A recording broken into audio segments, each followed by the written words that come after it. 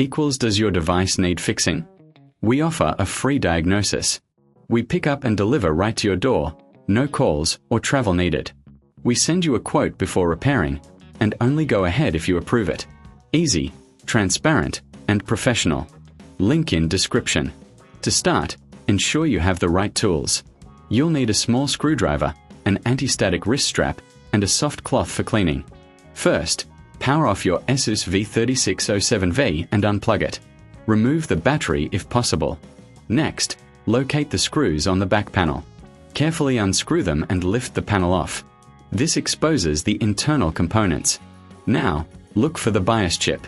It's usually near the center of the motherboard.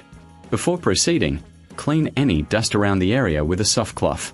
This helps prevent any damage during the extraction process.